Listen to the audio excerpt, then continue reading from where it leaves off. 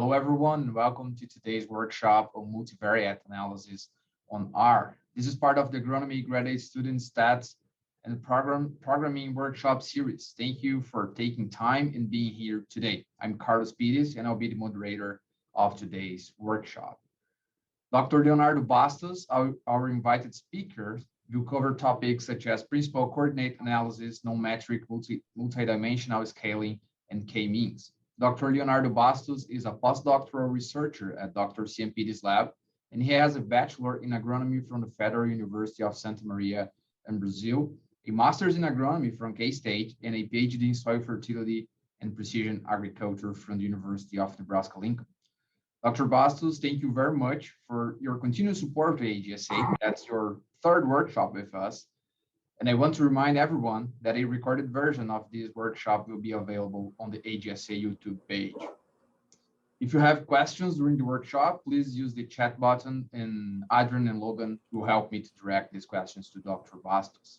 With that being said, Leo, the E4 is all yours. Awesome. Hey, everybody. Welcome to the first day of the Multivariate workshop. Thanks to Carlos and all the AGSA people involved in the stats and programming committee to invite me again back this year. So if you're not aware, this is the third year that we've been working with AGSA to provide these types of workshops. And in the past, we've provided workshops related to basics in R programming, and also talking a little bit about experimental design, random and fixed effects, regression versus ANOVA. And this year we focused on multivariate analysis. So today I'm going to be sharing you a couple of analyses that can be used with multivariate data. And tomorrow, Adrian is going to share the second part of this workshop with you. So there's going to be a live coding workshop. And by that, I mean, I sent you the link to download the material that has the partially filled script. And so I left a lot of the more complex coding in the script, but I removed some parts. And that's because I wanted to do those parts with you together. And so, you know, having said that, it means that you really have to have the material that I shared earlier to be able to follow today. And I'm just going to start sharing my screen here because I want to show you my desktop and how I'm going to launch the project. So you downloaded a zip file that should look like this. So 2021 R workshop KSU. So when you please go ahead and open that folder and click on that R project icon there, which has the same name as the folder. And this should just give me a second here.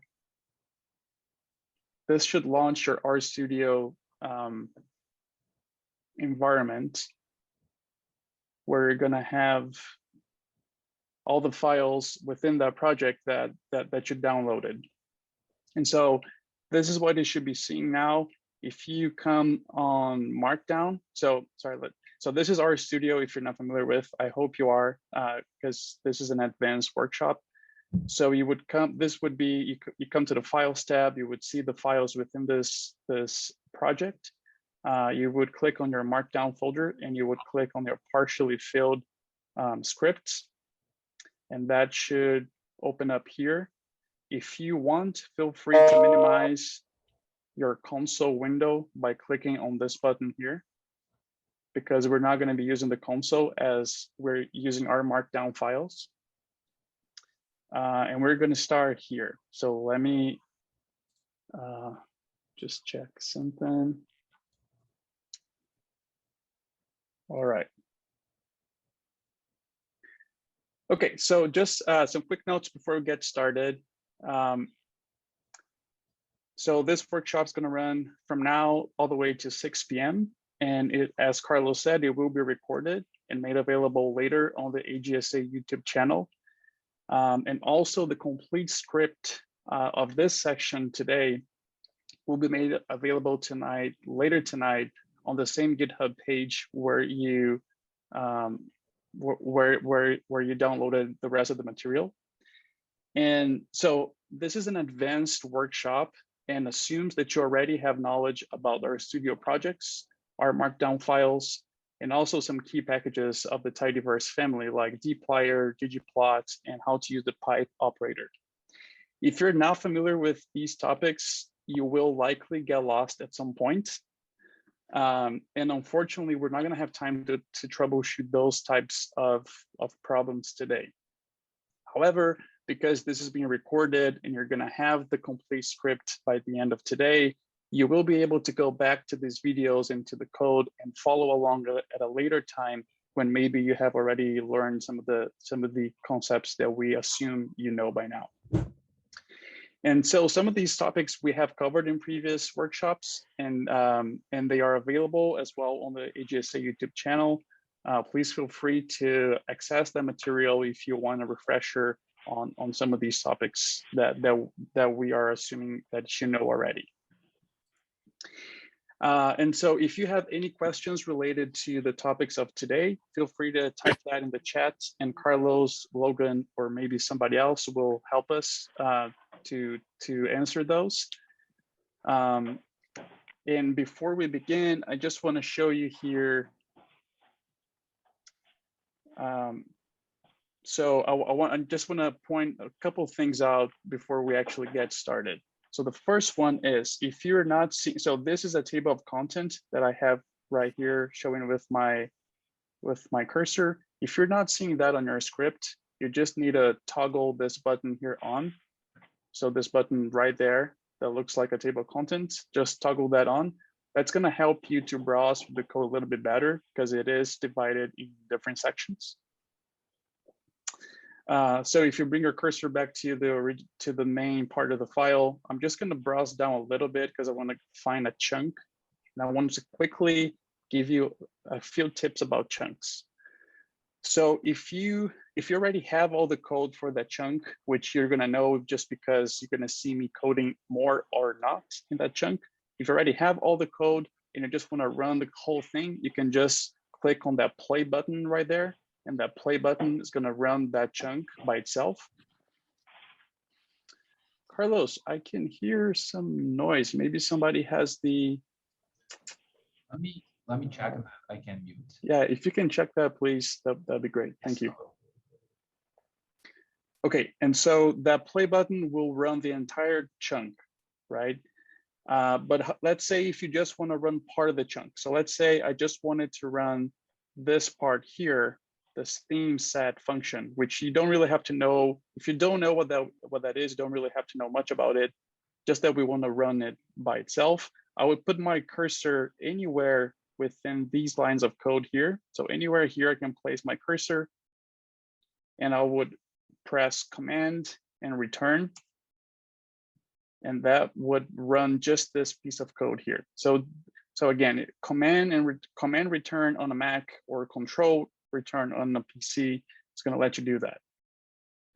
Okay, so I think those were some of the notes I had for you before we actually took a look at our agenda for today. Okay, so very quickly, today we're going to cover the following topics. We're going to talk about what is and when to use a multivariate analysis. We're going to talk a little bit about some different types of multivariate analysis.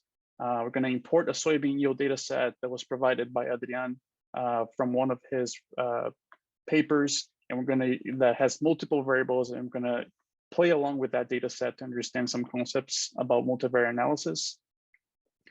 We're going to talk about multicollinearity, its effects, implications, and how to remedy multicollinearity issues in your analysis. And then I decided to actually cut down a little bit. I was originally going to talk about 3 topics, but I decided to cut down to just principal component analysis, which originally was principal coordinate analysis. I decided to change the PCA for simplicity, which is a dimensionality reduction technique. And then after that, we're going to run k-means, which is a clustering technique for multivariate analysis. Okay, so I don't have any slides. Everything I'm going to tell you and show you are going to be on this script that you're seeing in front of you. And so, I just want to quickly go through some of these concepts here. So what is a multivariate analysis? What defines it?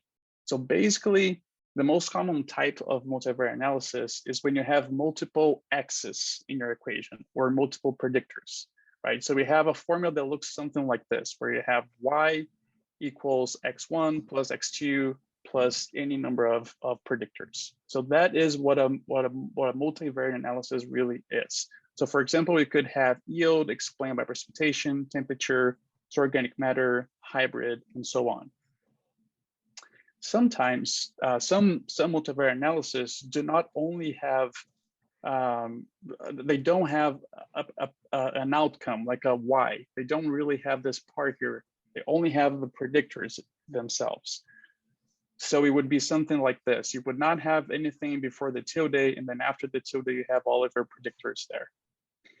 And at the same time, other types of multivariate analysis have multiple y's and multiple x's in the same formula. So this would be a case that is called multivariate ANOVA or MANOVA, where you would have, let's say, yield and biomass as your outcomes explained by any number of covariates that you have measured. So this is basically what a multivariate analysis is, right? And then when do we really use multivariate analysis? So this would be when you have multiple predictors that you want to use to explain an outcome, or perhaps you want to use those predictors to create data-driven groups or clusters, right? And so commonly, if you think about it, these approaches that we're going to be talking today and tomorrow are not really something used with design experiments, in the sense that normally you're not going to have like block and like different structures of experimental and treatment design in a multivariate approach, just because your study has been designed away and you don't really play with the variables that go in or out of the model. Whereas the sense of multivariate that we're going to be showing you today is like you measure a whole bunch of variables that perhaps had nothing to do with your experimental or treatment design, and now you just want to see what sticks, right? So that's where we headed today. And then there are some different types of multivariate. As we said, one of the main types is dimensionality reduction, where PCA is one of them, principal component analysis, but there are others in that group. And I'm just listing a few here because there are actually a whole body of literature on different types of multivariate analysis. So besides dimensionality reduction, we have clustering, where k-means is one of the most popular algorithms. We have others here that I'm not going to list, but they're here for you to read if you want to look for them. And also there are some approaches that are just help you to establish the relationship between your variables and to create models for prediction. So for future data that you don't have yet. So multiple linear regression or stepwise regression would be one example. And then of course, random forest and conditional inference tree, which you're going to be seeing tomorrow, also fall within this category. And a few other ways to characterize multivariate analysis that exist. So because multivariate analysis is something that it encompasses so many different analyses that is a little bit difficult to really say, this is how to categorize all of them. So you could categorize different multivariate analysis based on your goal, right? So if you want to decrease the number of dimensions, create clusters, or create a predictive model, that could be one class that you could use to think about multivariate analysis. However, you can also classify them by the existence of an outcome or like a measure variable or response variable. If you do have a response variable that you want to use as part of your multivariate analysis as the outcome of the analysis, that would be a supervised type of analysis. However, if you don't have that, either you don't have the response variable or you don't want to have that included as a response variable, but actually as a predictor, that would be an unsupervised analysis. And today, both PCA and k-means are unsupervised, and you're going to see why when we get to them. And also, if you are running a supervised analysis, then the type of variable that your outcome is important. If it is a categorical outcome, your multivariate analysis would perform a classification task. Whereas if it is a numerical outcome, it will be a regression type of multivariate analysis. So there are just some different ways of thinking about this. And I just wanted to kind of summarize quickly here for you to understand. Okay, so we got to our first chunk here. Please go ahead and run. You can just run the entire chunk right there. You should see something like this, all packages loaded successfully. If you have not seen something like this, please feel free to type in the chat and maybe one of the guys will be able to help you. I will not be able to stop to help with that, but maybe somebody else would. And here we're just basically installing and or loading our packages that we're going to be using, and then just setting the theme of our ggplots up here. So we don't have to be repeating that for every plot that we make. All right, so the first thing that you're going to help me here is let's read the data set. So I'm going to use this function called read CSV. I'm going to save the data set into this object here. I'm going to call multivariate analysis df, so MVADF. To do that, I want to ask you to place your cursor in between the parentheses, open and close quotation marks, have your cursor blinking in between the quotation marks and hit tab. So right now the tab is showing you the markdown folder, and we have to get outside the markdown folder, go inside the data folder. So to get outside markdown folder, we use .. and hit tab again. If you are on a PC, maybe it is a backward slash instead. You can try that, just a heads up. So hit tab again. Let's use the keyboard here to go to data and hit enter and hit tab again. And then our data set appears. So this is what you should have here. And you can just go ahead and run this piece of code here on the chunk. And it's just going to give you some information about how we could categorize different columns. Okay, so I see we have some. Oh, awesome. Thanks, Carlos, for helping with the packages. Okay, so our next chunk here is really just to print the object that we just saved. So I just want to print it. So, you know, right now I just place my cursor and then push command return to run it, but you can also use the play button there. So this is the data set that we have. It has 600 observations and 41 columns. So these columns we have GY is grain yield, and this is a soybean yield. Till is a tillage type, or if it was tilled, so yes or no. Fungicide has 3 levels. Inoculation has yes or no. And then we have all of our numerical variables. So organic matter, clay, silt, sand, and a whole bunch more that right now I'm not going to go over them, but we have 41 columns, so 41 predictors in this data set. So let's use go to the next chunk here and just run it and check the summary of this data set. So the summary function is basically going to tell you that if it is a numerical variable, is going to give you the quartiles and minimum, maximum, mean. And if it is a categorical variable like till, it's just going to tell you the length of that variable. So this is just for us to have some idea of the range of the data. I'm not going to get, oh, just let me point out something else here as well. So PP is precipitation, and then TM is mean temperature. We have TM lower here somewhere. And then let me just go back up. I just want to show you again. So pre 1, 2, 3, and 4 are just pre is before planting, and then 1, 2, 3, 4 are the months after planting. So these would be, so for precipitation, this would be cumulative precipitation during that month. And for temperature would be the mean temperature. Okay, so you can just go past that output, and let's just get closer to the next chunk here. So something I want to do some light data wrangling here. And basically what I'm doing is, first I want to clean the names. So right now the names, I'm just gonna, you don't have to do this right now, but I'm just gonna print again, just the data set above, just so you see. So some names are uppercase, others are a mix of upper and lowercase. And I just wanted to standardize that. And to do that, I'm gonna use the function clean names. So just clean names basically does that. I'm just going to run this piece of code here just so you know what clean names is doing. It's basically just making all the column names standardized. And then what I want to do is, if you see here, the columns that have numbers are being considered by R as double, or you know that by the DBL, which basically means numerical.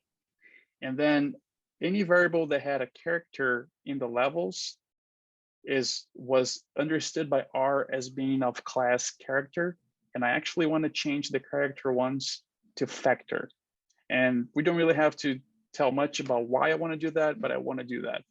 And so here there would be 1, 2, 3 columns that are character. This next function here, this next mutate, basically does that. It looks where there is a character column and transforms that into factor. And then finally, what I wanted to tell you is we do have 41 predictors right now, but I want to reduce that a little bit just to make it easier when we're making some plots. So we're not going to be using all the 41 predictors for the next analysis that we're doing today. Perhaps Adriana is going to use all of them tomorrow. Today, I decided not to use all of them just for simplicity. But I think we're going to get down to 24 predictors, which I think is already complex enough to make the point that we're trying to make with multivariate analysis. So with that, I'm just selecting the columns that go from grain yield through sand. So I'm selecting grain yield till fungicide inoculant all the way to sand. So all these columns, and then anything that starts with PP, which is precipitation, TM, which is mean temperature, RAD, which is radiation, or VPD, which is vapor pressure deficit. I just want to keep those columns. So if I run this piece of code here, and then I print this outcome here, which is the MVADF_W, and W stands for wrangled, you see that now we have 27 columns instead of the 41 original ones. But that's what I wanted to work with today. Okay, so the first thing that we're going to do here, and really something that we should always be doing with any analysis, is doing some exploratory data analysis. And what does that really mean? It's just like taking a look at your data, seeing if it makes sense. You know, like if you have a soil organic matter value of 100, we know that doesn't make sense. So it's just like to check those things, check some errors. And in this case here specifically, because we're doing multivariate analysis, I wanted to explore the complexity or the correlation between all these variables. So please go ahead and just run these functions right there. So I'm creating a matrix of p-values here, and then using that data set that we just wrangled above, selecting only the numerical columns, using the function core to get the correlation, and then using the function ggCorePlot to create a correlation matrix of all these variables. So please just go ahead and run this. We're not going to get into much of the details of what is going on line by line, but I just wanted you to run this. And you're going to see this come up on your below here on your chunk. It is very difficult to see, at least for me, my computer on this chunk. So that's why I saved it to file. So I saved on the output folder. If you come on this side here and you click on that R symbol there, it takes you to the home folder or to the main folder of our project. And if you go to output, you're going to see this core.mat.png that we just created. You can just open it. I'm going to open here. You're going to be able to see on my end, but you also have this file there. So this is basically a correlation matrix. And this is just R, it's not R squared. So that's why we have positive and negative values. So going from -1 to 1, and we have all the variables here. And if we just take a quick look at these variables, we see that the brighter the brighter red values here are higher positive correlation. So for example, 0.9 is the R value between temperature mean 4 months after planting and vapor pressure deficit 4 months after planting. So this is how we would interpret this type of matrix. And anywhere you see a blank is because that correlation was not significant. So this is just to give us a general idea of how well or poorly correlated our predictors are. And this is really important for multivariate analysis because we're going to see in a second here how having highly correlated predictors in some multivariate analysis can be a big issue when we talk about multicollinearity. So for now, I'm just gonna let me just check something here before I close that. Let me make sure. Yeah, I'm just gonna close this right now and move to the next chunk. So because grain yield is our main response variable here, even though we're not using grain yield as a response variable in the analysis to come on PCA and k-means, but it would still be our main variable of interest, right? What I wanted to do is basically take all of these variables that we have here and do like a bivariate linear regression against yield. And I'm not doing this statistically per se, because I'm not interested in that, but I'm just doing in a exploratory way to see how strong things are related to yield. So what I'm doing here is taking that original data set, selecting only the numerical variables, reshaping this data set to, and I can just run this up until here so you see what's going on. I'm reshaping this data set. Well, you know what, let me just go 2 lines at a time, or first print the 2 lines here. So taking the data set, using the pipes here, I'm going to be using a lot of the pipes. So just so you know, basically only selecting the numerical columns on the data set. And then I'm reshaping the data set to have all these columns below each other and just in this way. So grain yield is basically repeating itself. And then I have the name of the variable that before was a column and the value that before was a cell. And basically doing a ggplot here where I'm just going to run this, and you're going to maybe easier to see than just to listen to me explaining it. But it's going to make as many plots as there were variables and relate each variable to yield and add a regression line just visually for us to see the strength of the correlation between those variables. And so this, I mean, shouldn't take too long to run, but it's going to basically save the result again on the output folder on that, and it's going to be called grain yield vcell.png, and you can find that. You can find that on the same place where we have the other plot. And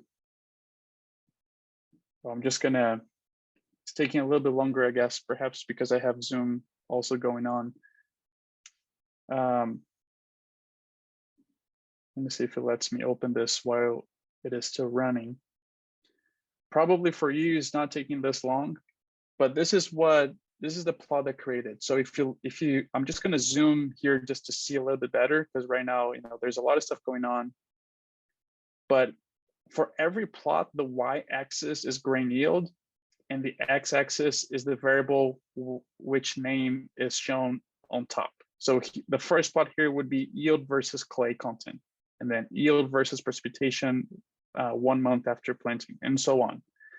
So all those variables are here. I'm just going to zoom out and ask for you to focus on the yellow lines, which are the regression lines. You know, so we do see that it looks like some of these variables are positively correlated, others are negatively correlated with yield, but nothing really strong, right? We're not seeing any strong correlation of any of these variables with yield, which is, I think it makes sense for this data set here, especially because it is a large geographical scope. But this is just something that it's always good to do, right? Always good to check what your raw data looks like before you really start running any hardcore analysis, just to kind of adjust your expectations and also kind of think about what could come out of this from when you're doing any analysis. So these are the 2 main exploratory data analysis approaches I took with this data set. So first, to look at all the correlations between all variables, and then looking at the bivariate correlation between each variable and yield. Okay, so now we come here to the fourth fourth point on multicollinearity on our script. And I just have some more concepts here, and I'll be showing you some graphs as well, so you don't have to just be listening to me, but also see some things to connect with these concepts. So basically, multicollinearity, the definition of that is when more than two explanatory variables or predictors in a multiple regression model are highly linearly related. That's it. So let's say let's just take a look here at our correlation matrix that we did before. So if we look at here the 0.9, right? So mean temperature at month 4 and VPD at month 4, if we use both of those variables in the model, they are highly correlated, and that model will suffer from multicollinearity issues because of that.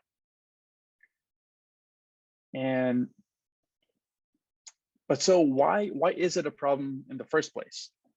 So every time you have multicollinear variables in your model estimates magnitude and direction they can change for those multicollinear variables when you compare a model that does not have those two multicollinear variables together.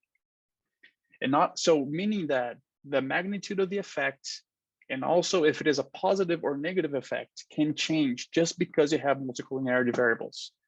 And that by itself is not good, right? Because your effect is changing just because you have two variables are correlated, and that should not happen. And also, not only the estimate changes, but the standard error around that estimate becomes inflated, which directly affects p-values, estimate significance, and statistical power of the analysis. So overall, multicollinearity issues are very serious, very easy to happen, and very easily overlooked. If you don't know that they can happen, you may not even care about them or check for them, which could make your models be highly variable and unreliable, basically, which is not something that we want for our research, right? Okay, so when I was thinking about this concept here, I thought, well, we have a perfect data set to show what this means, really. So let's just do that. Let's just really use this data set to understand multicollinearity and what is happening behind the scenes. So I want to invite you to come to the next chunk here, which is called uncorrelated. And right now, your chunk is incomplete. And I'm going to tell you where it is incomplete. So basically, it doesn't have the X or the Y variable that I want to show you on this analysis here. And the main goal, not analysis, but actually plot. And what I wanted to do was to get two uncorrelated variables looking at the correlation matrix that we did before, and just select two.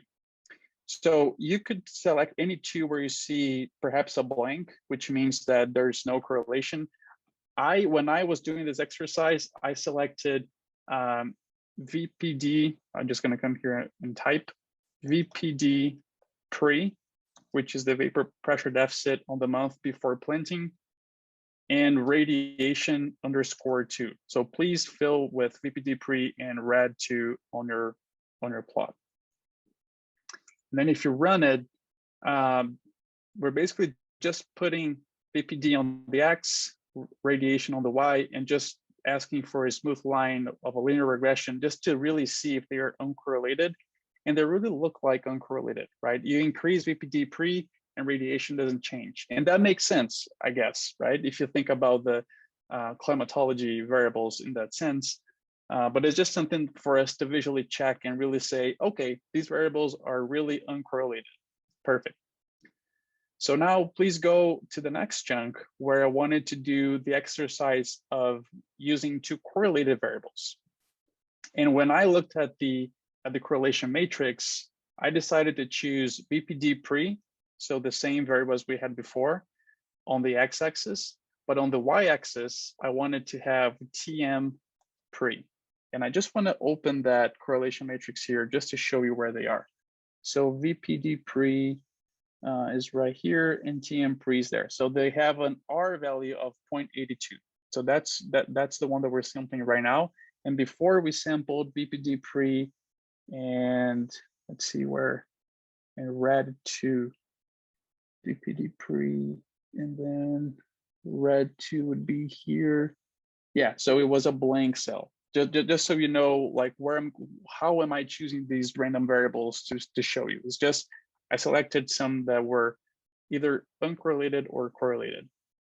So now if we run the VPD pre against mean temperature pre, we see this. We see that they are highly correlated, right? And perhaps if you think about weather variables, it makes sense that when you have a higher mean temperature, you have a larger vapor pressure deficit, which basically means perhaps more water stress in that case. So just wanted to show you here two cases, one of uncorrelated variables, another of correlated variables. And now what I want to do is actually fit these models against yield, right? So here you're going to need to help me again with the code. So you do have the LM_VPD, which is the name of the object that I want to give to the model fit. So we just use the assign symbol, which is that less than dash. And I want to use the function LM for linear model. If you recall, so I want to use VPD to explain grain yield. You can basically just copy and paste this formula right there, which matches the name of the arguments of the column names on our data set. And we just have to say data equals, it's the MVADF_W. Okay, so it should look like this. If you run this line of code, it should work. In my case, I was actually missing, and you probably are as well, because I noticed that there was a typo there. So the pre is pre, not just PR. So this is what it should be. If we just print this, it's a regular, LM summary output, which is not what I really want. What I want to get out of this is just basically extract information about this estimate of VPD pre. That's my goal right now. So to do that, I'm going to use the pipe. I'm going to use the function tidy, which comes from the package broom. If I just run this and then print, you're going to see now that instead of having that funky LM output, now we have a tibble, which is a data frame with intercept, the VPD pre, which is the slope, and then the estimates and the error, p-value, and so on. For now, I just want to ask you to add another pipe there, hit enter, and let's use the filter function, because I just want to keep the VPD pre row. I don't really care for the intercept. So I'm going to copy this intercept here, and I'm going to say filter term, which is that column right there, different than intercept. So this is what it should have. If you run this and then you print that LM_VPD, you see just that first row that represents the VPD pre estimate. And I also want to add a last row here. I want to say mutate, because I want to create a column called mod, and I want to give that the name LM_VPD, just so we are having a column here that really helps us to know what model was this that we ran, because in the end we're going to be comparing multiple models, so we have to give name to different models to really understand what's going on. Okay, so this is what you should have by this point. I'm going to just leave this hanging a little bit there just for you to see. I'm going to come down to the next chunk here.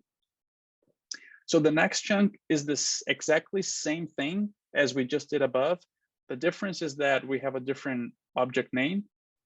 And instead of regressing grain yield versus VPD pre, now we're regressing grain yield against mean temperature pre. That's the only difference, right? And you don't have to type anything on this second example here. You can just go ahead and run that.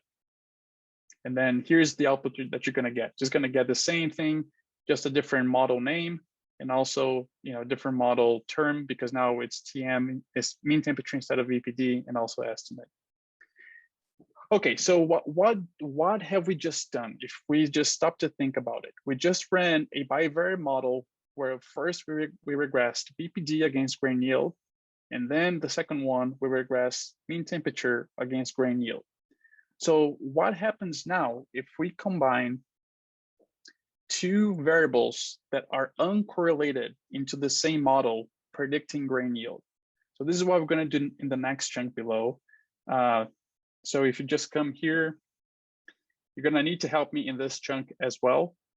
So we're going to use the assign again, LM function, grain yield explained by, and you can actually just copy this formula on the chunk name that's going to match. Then add a comma, we need to say what is the data set name. So data equals that MVADF underscore W. And then we're going to do the same thing as far as adding a pipe, asking for the function tidy, which we just did above 2 times.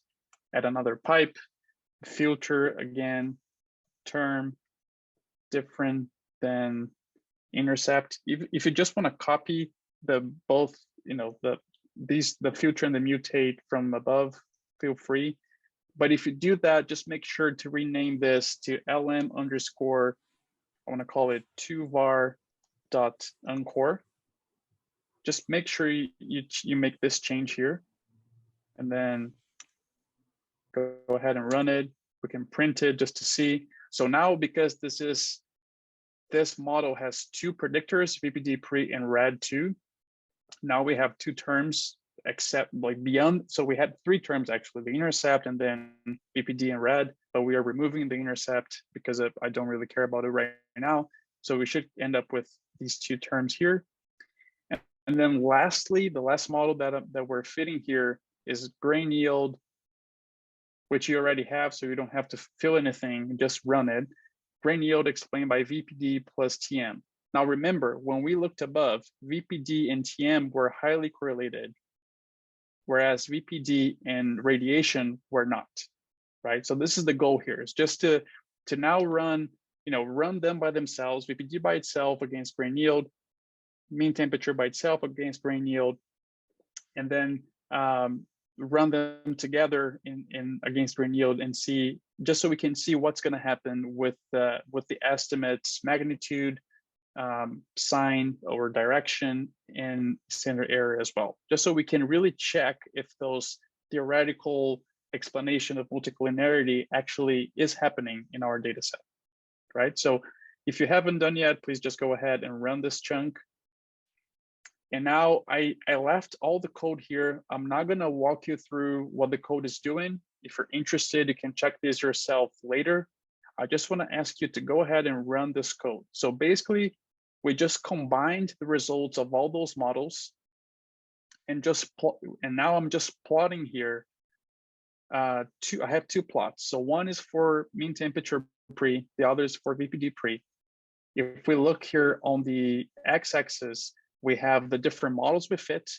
So the first one was VPD against grain yield, then TM against grain yield, then the 2 variables together uncorrelated, which was VPD and radiation, and then the 2 correlated variables, which were TM and VPD, right?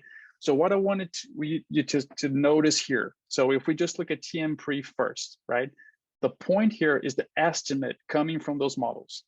So the first model gave a negative estimate. So the model where mean temperature was by itself, right? It had a negative relationship with yield, so a negative estimate. However, when we included TM in the model with VPD, which is the LM2var correlated, and they are correlated variables, we see that the VPD estimate actually changed magnitude. Now, changed direction. Now, instead of being negative, it's positive. And if you look at the standard error around that estimate is larger for when we have the 2 correlated variables in the model. And this is kind of crazy, right? Because the effect of temperature on yield should be the same, regardless if you have temperature by itself or temperature with VPD. This is what multicollinearity is doing, is having this effect. So now if we look at VPD pre itself here on the second plot, we also see something similar, where when VPD was regressed against yield by itself, the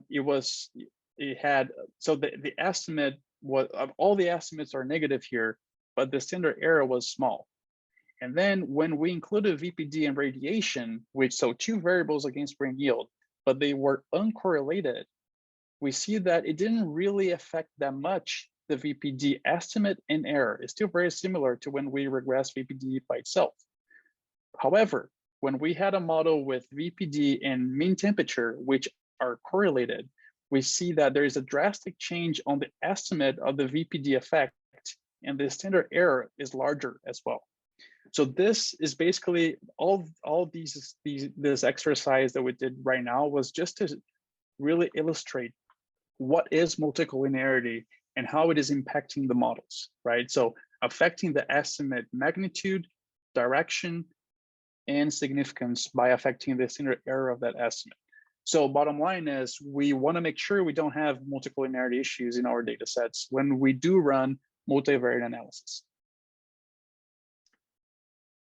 Okay, I think, I'm not planning to take a break, but I just want to maybe open for a second here to see if anyone has any questions about anything up until this point. I'm just gonna give like 1 quick minute to see if something comes up.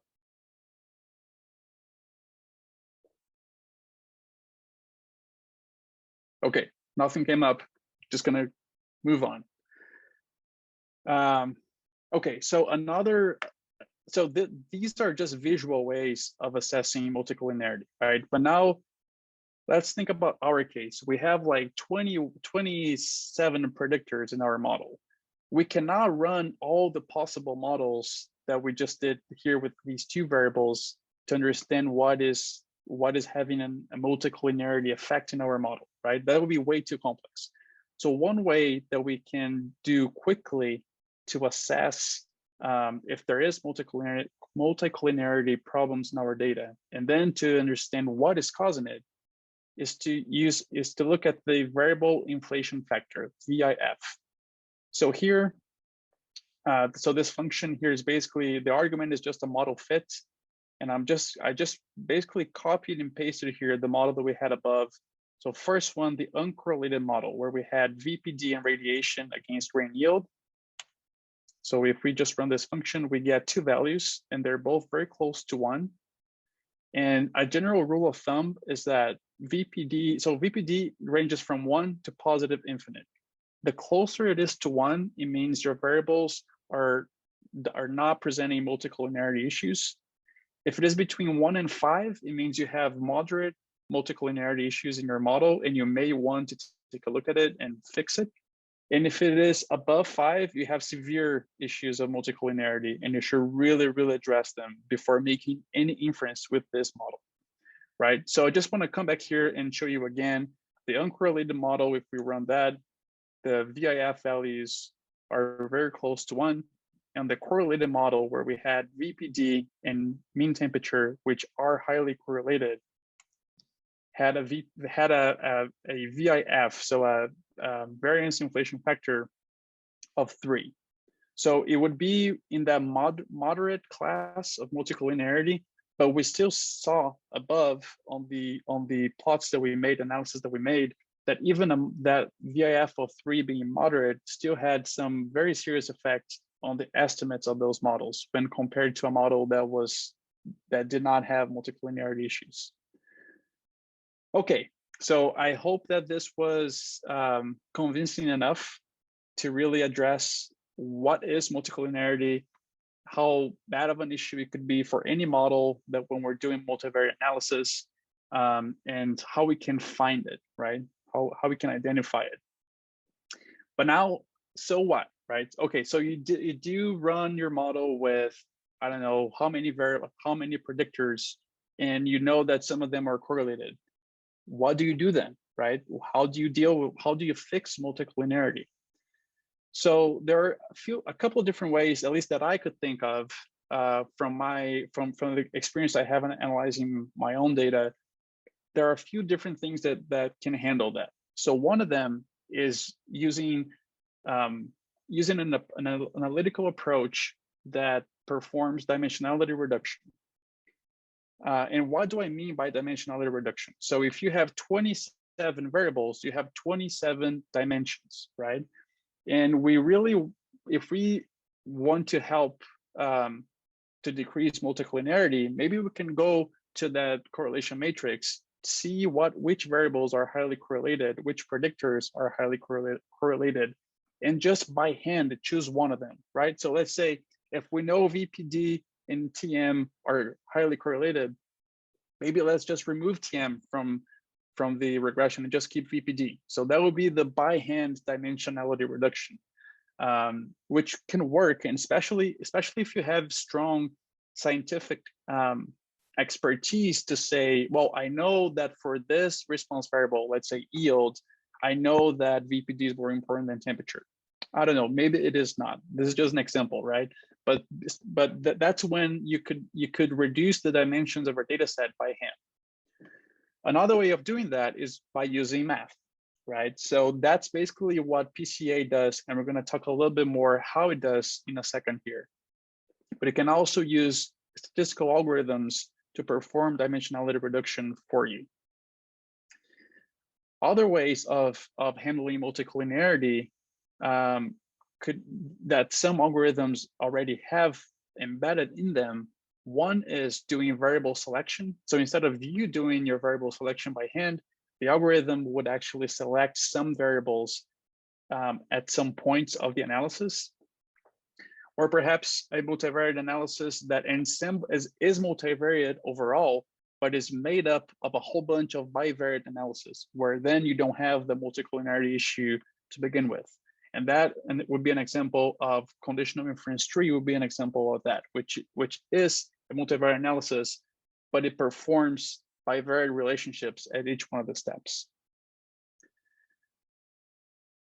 Okay, so getting towards the PCA now, I just wanted to make clear that many multivariate, not all of them, but many multivariate analysis, they deal with some sort of similarity or dissimilarity measure among the predictors. And in those cases, especially because you're basically calculating the distance between multiple variables and multiple observations at the same time, if you have predictors with vastly different scales, so for example, I mean, this is not like an extreme example actually, but it is a good example nonetheless. For example, if you have organic matter in your model, which ranges, let's say, from 0 to 7%, and then you have precipitation, which ranges from 0 to 300, you have 3 levels of magnitude difference here between these two variables. If you just use those variables as is, the model will tend to give more importance to variables that have a larger scale or a larger range of values. And maybe this is what you want, but normally it's not. Normally, we don't want to allow the magnitude of the variable to have a direct effect on the multivariate analysis, right? And so because of that, we really need to normalize these variables so that the scale of the variable does not directly impact the analysis, but just the importance of it. And so all of our numerical variables need to be normalized. And when I say normalized, I mean, this can mean different things for different people, but what I'm referring to by normalizing here is just center and scale. So center would be removing or doing like the mean minus each value. So let's say you get the mean for all the organic matter observations and reduce that mean from each one of the values. And then scale would be dividing that centered value by the standard deviation of all that column. So that's kind of what I mean by this. And while some analysis do this normalization step for you, like PCA below, others do not. Like the k-means algorithm that I'll be showing you does not do that for you. So you need to be aware of which ones do, which ones don't, so you can do that yourself when the algorithm is not doing for you, because this is an important thing. Again, if the algorithm is not normalizing variables for you and you don't do that yourself, you will be allowing that variables with higher magnitude to be weighed more heavily into the results compared to others that have a smaller scale. And that's not something we want to do. Okay, so since both PCA and k-means only take numerical variables, so we're not going to be able to use categorical variables here. with these analysis. Let's just create an object that selects only only numerical variables here. So I'm calling, I left you there with the name of the object, which is the MVADF_WN, and the N is for numerical. Sorry if these object names are getting more obscure as time goes on, but it's just a shorter way to really give names. So we're going to use the assignment symbol there, and I'm going to call our original data set wrangled, which is the MVADF_W, and then use the pipe, hit enter, and we're going to use the select function. And this is going to be something important to let you know is select the function. A function called select can come from multiple packages. And if you've been doing data wrangling with tidyverse for long enough, you'll probably ran into the issue of running a select function that doesn't work. And then you spend 4 hours trying to figure out why, and you realize it's because you thought you were using select from dplyr, but it was actually coming from raster package. And that's why it's not working. So just to avoid that issue, I'm gonna explicitly call here the package name, which is dplyr, use the : symbol there, and then call a function select. And this again is just to force the select function to come from the dplyr package. And then what I want to do, my goal here, if we look again at this data set that we're starting the pipe with, we have some factor variables there. I actually want to remove them, or not remove them, but I want to keep only the numerical ones. So to do that, I come back to the select, and I'm going to use another function called where, open parentheses, say is.numeric without it. So, and stop there. Don't add the parentheses, open and close parentheses, just leave as that. Move your cursor outside. You just want to have just like that. So that is basically selecting all columns are numeric, but I don't want to select grain yield. I want to, and to do that, to say that I don't want grain yield only is you just do a -GY. So that way it's basically selecting all numerical variables except grain yield, because I wanted to keep grain yield outside just so it wouldn't affect the results, and we can actually use grain yield variable later to validate the analysis. Okay, so if you just run that and you just print the data set that we just created, you're going to see that we have 23 columns of predictors, and they are all numerical. If you just go to the side here, you're going to see they're all numerical. That's what I wanted to do.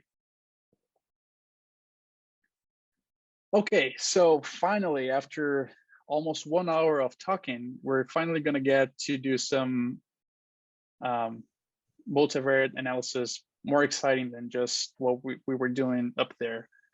So let's get into, yes. Here's a question from the chat, and I guess about the parameters. So what about ordinal parameters for PCA? The question that came from Yamani, if I'm that. Yes, awesome. Awesome. Thanks, Carlos, for bringing that up. So that's a great question, and it's actually, so PCA and k-means do not handle categorical variables or nominal variables.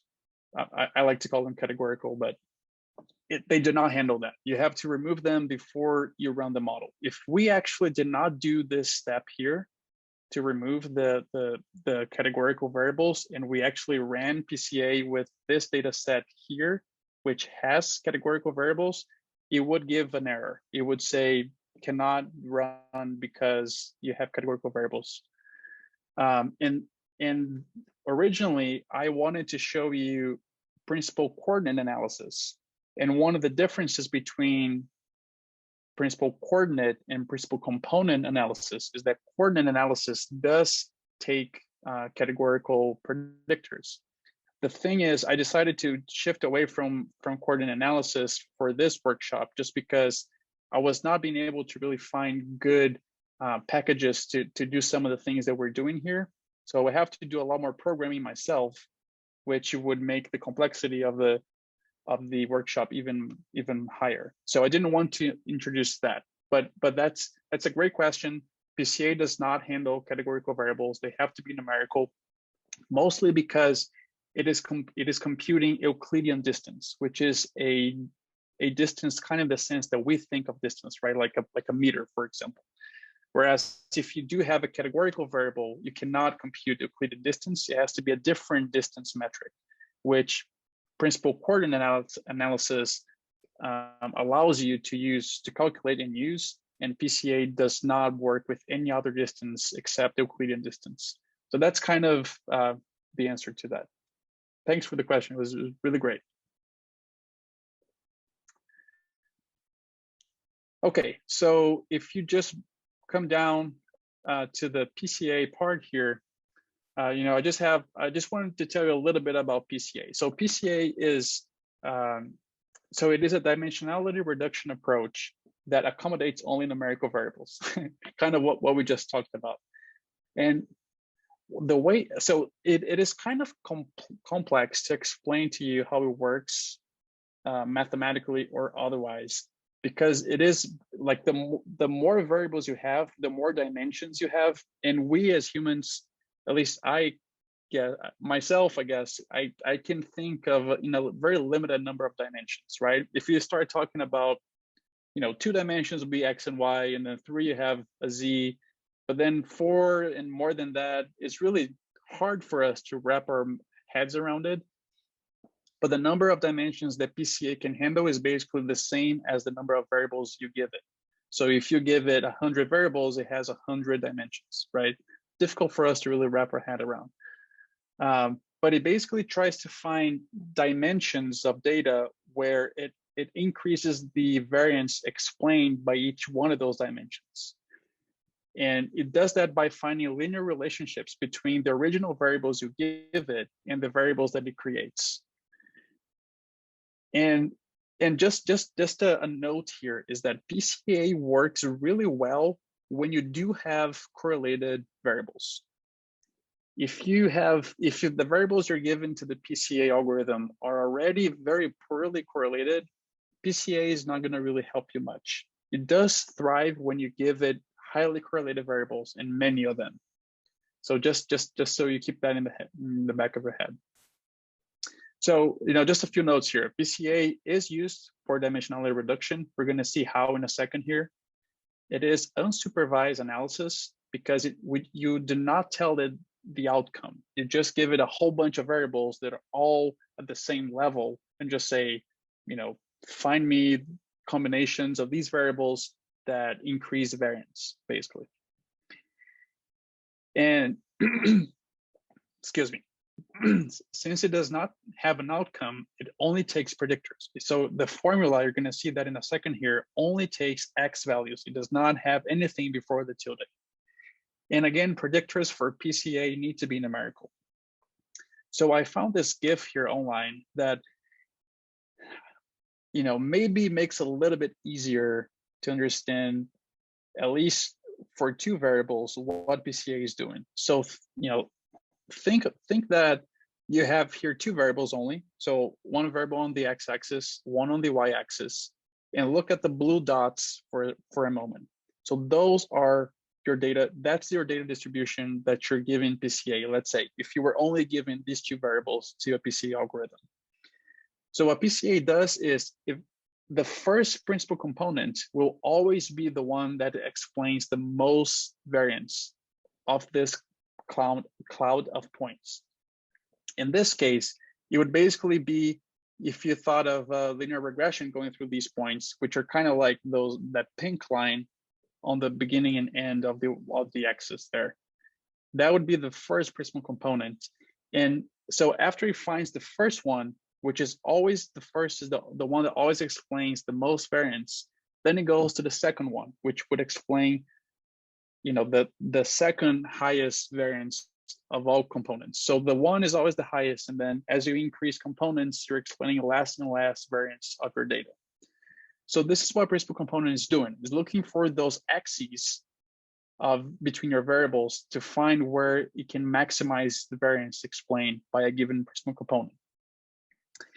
And so in this example here, it may look very easy, right? So if you think about it here, PC1 would be this direction, and PC2 would be this direction.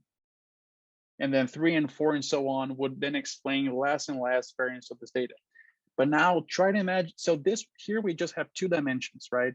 Now try to imagine having, I mean, even 3, but you know, think about like 24, I think, what we have here is just a level of complexity that our heads we cannot really wrap that around our heads, and PCA mathematically does it. So this is what is going to be happening behind the scenes, basically. It's just finding those coordinates where you're maximizing variance for each one of the components at a time. So let's run it, okay? Let's just run a PCA now and let's take a look at it. So I want to invite you to come here to the PCA model chunk.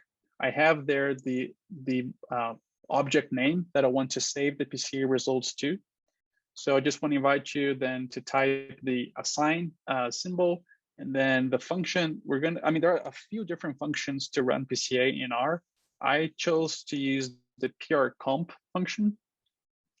So we're going to give this function the name. So I'm going to come up here just to copy this name here. So make sure it is the WN and not just a W. Remember, the WN has only numerical variables. That's what we want.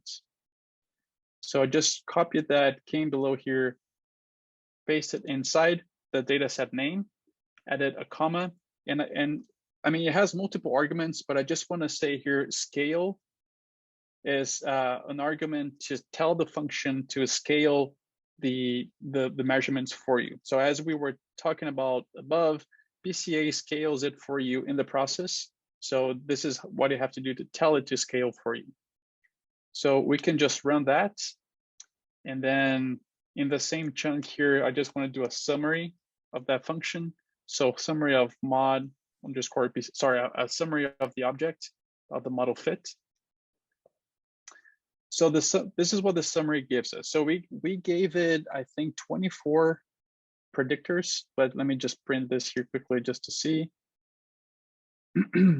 No, 23 columns, so 23 predictors, and then PCA calculated 23 principal components.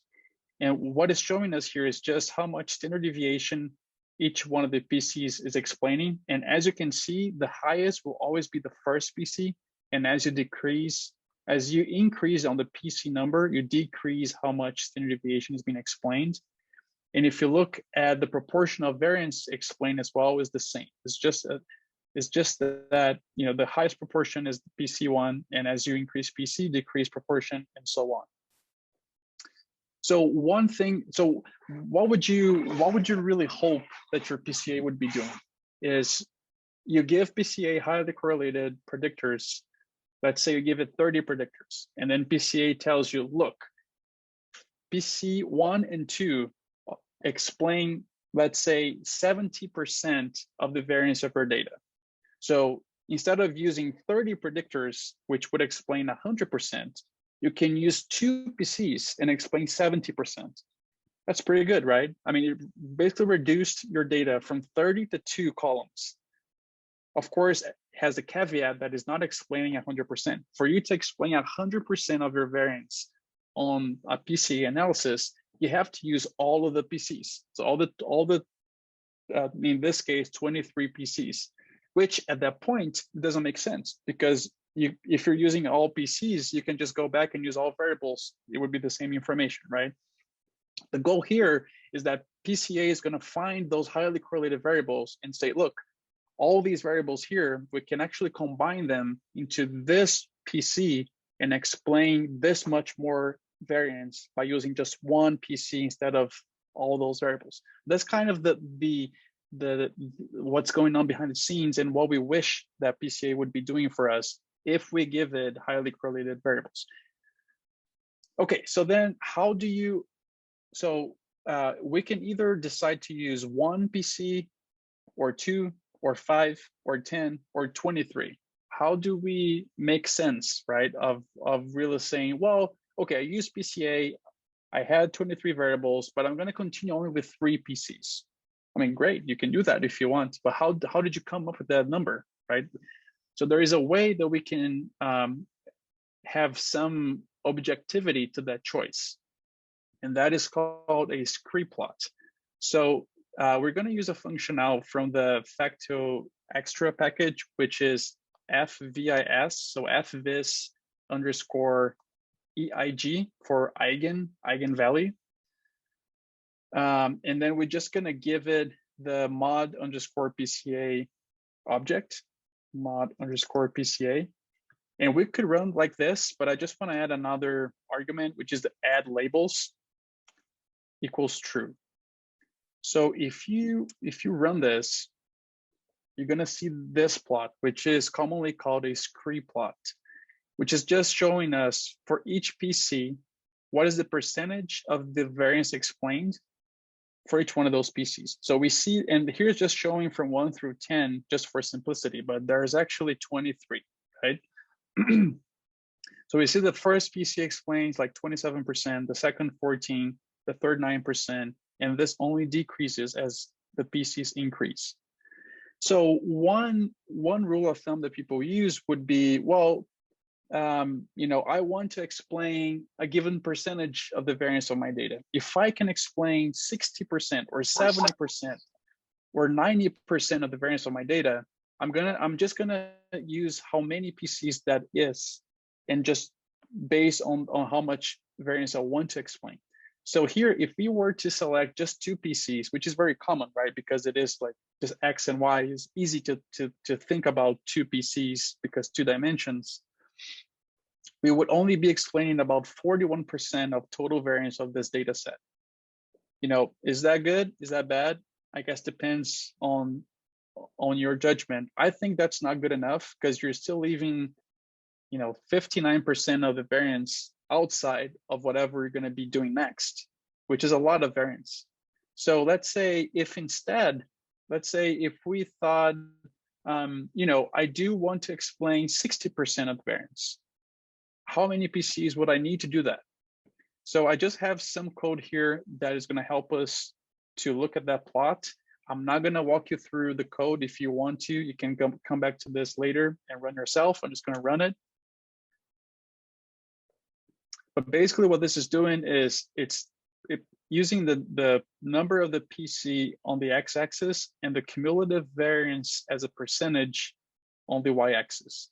And we see here, and the horizontal line is at 60%. So if we wanted to explain 60%, we would have to select at least 5 PCs for this data set. If the variables that we gave the PCA algorithm were more highly correlated, maybe we would only need 2 PCs to explain 60% of the variance.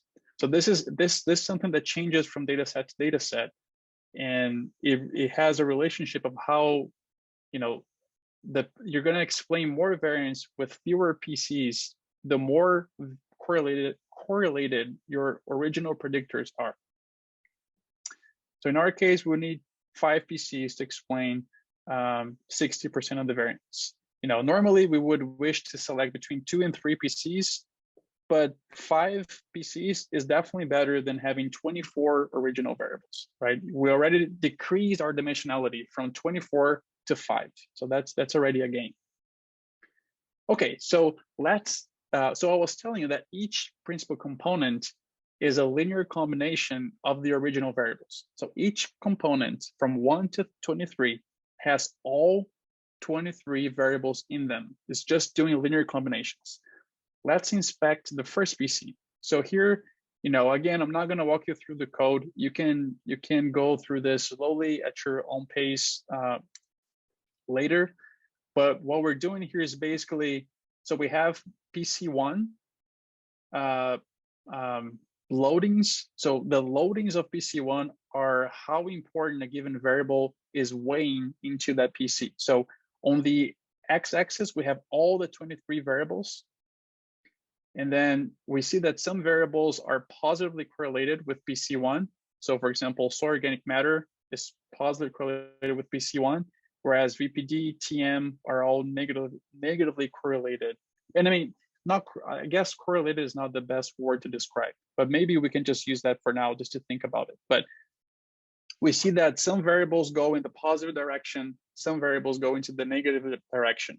And we could do this assessment for each one of the 23 PCs. Of course, the first one is the most important because it is the one that explains the most variance.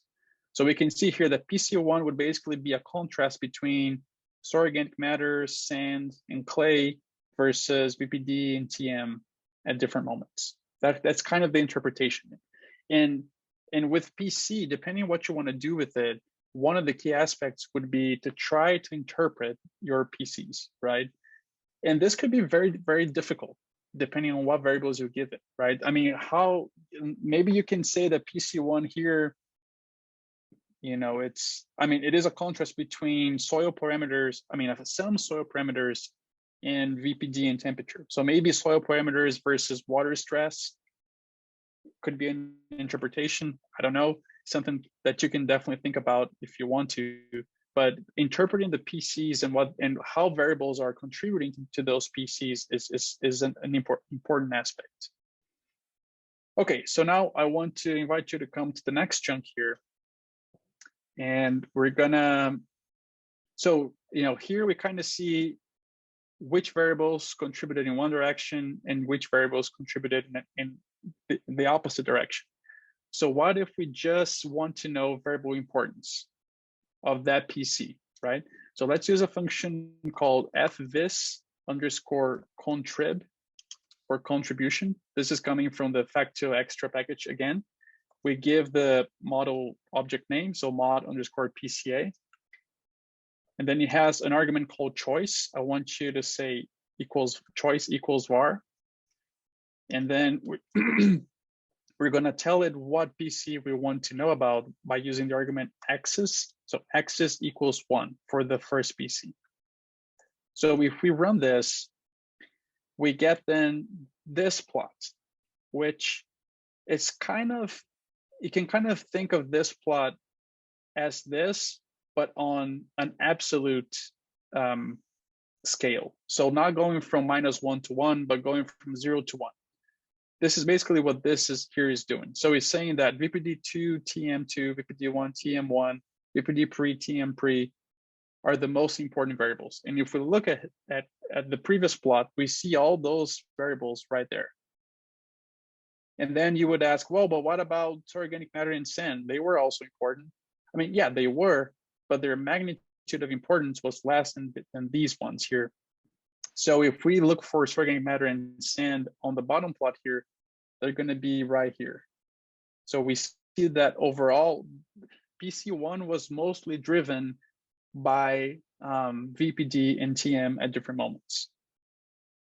So, and then it just, you know, wanted to highlight this again. You can do what we just did for all the components and really understand what variables are being more heavily weighted into each one of the components that you use for your analysis after the PCA. So this is just how you would go about it. Okay, so if we come to the next chunk here, I wanna plot the eigenvectors for both PC1 and PC2. And this is probably a plot that you have seen in papers when people run PCA. So what is this, right? So if you think about it, on the x-axis, we have PC1, and it's saying that PC1 explained 27.4% of the variance, as we already knew. And PC2 is on the y-axis explaining 14% of the variance, which we already knew. And now it has added these vectors here, the eigenvectors, on this two-dimensional space to tell us which variables contributed more to each PC. And so one interpretation of this, let's say, one of the interpretation is the longer the arrow is, the higher importance it had for that PC, right? So if we look here, the longest that I can see on the x-axis, so on this axis, the longest one is VPD, some VPD, right? VPD2 perhaps, I'm not sure, because they're kind of overlapping. But we knew that variable was already important for principal component 1. So what this plot is actually bringing us is the capacity of looking at two PCs together and how variables are driving each one of those two PCs, but together, right? And another interpretation here is normally variables that are like opposite to each other on a level line. I don't know if that's the best description, but would be negatively correlated. So for example, TM4 would be negatively correlated with precipitation 3 because they're kind of in this parallel line here. So that's another way of looking at this plot and how to interpret it. Okay, so another plot that we normally see for PCA is with the PC scores. So this up here is the eigenvectors of the PCs 1 and 2. And now I wanna take a look at the PC scores. So for that, we can use the function fvis underscore PCA underscore end for individual, and then you just tell it mod underscore PCA. So this is what you guys would be trying to type. So in data sets where you have highly correlated variables, you may see clear groupings when you make this plot, like groupings of points, right? You would see like a cluster on the top left, a cluster at the bottom right, and you say, great, I have clusters, right? However, PCA is not really, it's not the best algorithm to create clusters. We're gonna do that with k-means in a second here, even though people still use PCA for that purpose. But just looking at this cloud of points, I don't really see anything that stands out between PCA 1 and 2, right? It's just a cloud of points to me. So something that we can do is still using that same function as above, but we can color things by a categorical variable. So now, even though, so this is important to realize, we did not give categorical variables to PCA in the beginning. And we're not giving it now either to PCA itself. We're just basically using the PCA scores, which are each one of those points, and each one of those points represents one observation of our data set. And we're just matching those scores with whatever categorical columns we had before we even ran PCA. So in this case here, I'm just asking to color those scores by the fungicide variable and add ellipsis to it. I'm just going to run it, and you're going to see what it gives us. So it basically took the observations that belong to each one of those fungicide treatments that we have here on the right. So NF, X1, and X2. So no fungicide, 1 time rate, 2 times rate. And we have 3 groups here for sure that are, that we are imposing our treatment groups, but they're not really distinct, right? Especially the red and the green one are almost completely overlapping. And the blue one is a little bit different, but still completely overlapping with the others. So, what did we really learn here is that, and this happens in our case because the variables that we gave the PCA algorithm were not super strongly correlated to begin with. And you can kind of go back to that correlation matrix in the beginning, and you're going to realize that the correlations are not really strong. And also because of that, we needed to have at least 5 PCs to cover 60% of the variance of the original variables. That is definitely more than what we wish we would have had, right? And when we look at PC1, the most important variables were related to VPD and temperature.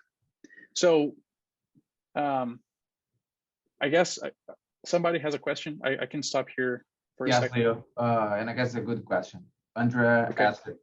Opposed vectors mean negative correlated or weakly correlated? Negatively correlated, yes. So the strength of the correlation would be more related to the length of the arrow than being opposite. A good example would be pH and aluminum in the soil for that.